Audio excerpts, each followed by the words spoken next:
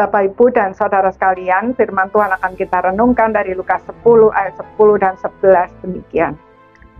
Tetapi jikalau kamu masuk ke dalam sebuah kota dan kamu tidak diterima di situ, pergilah ke jalan-jalan raya kota itu dan serukanlah, juga debu kotamu yang melekat pada kaki kami kebaskan di depanmu.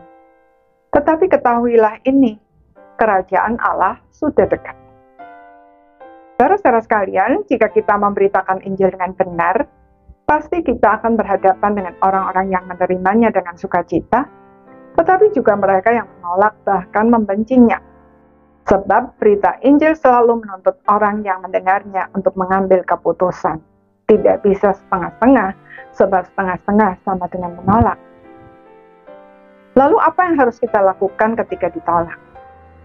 Tuhan Yesus memerintahkan orang-orang yang diutusnya agar pergi ke jalan-jalan kota di mana mereka ditolak, mengebaskan debunya sambil tetap memberitakan kerajaan Allah. Saudara, mengebaskan debu pada zaman itu adalah simbol peringatan bahwa kita telah melakukan bagian kita dengan baik. Injil sudah kita beritakan dengan benar, sehingga jika mereka menolak dan binasa, kita tidak dapat dipersalahkan.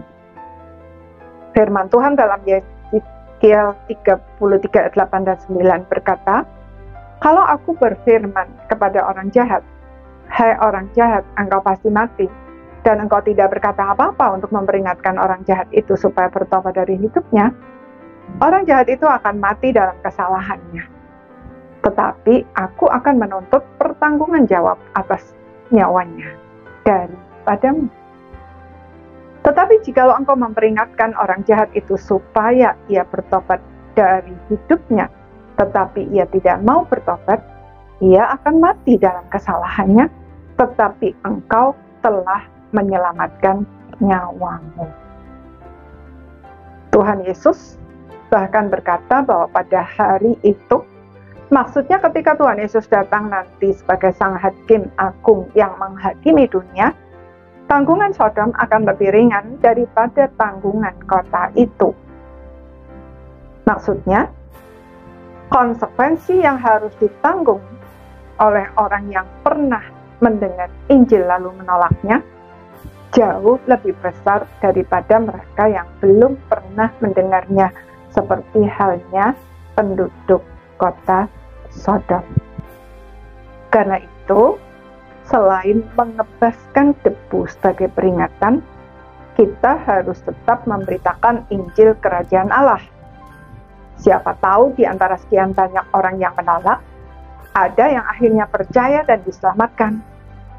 Dengan kata lain, apapun tanggapan orang-orang yang mendengarkan berita Injil yang kita sampaikan, kita tetap harus mengasihi mereka dan mengupayakan semaksimal mungkin agar tidak ada seorang pun yang binasa.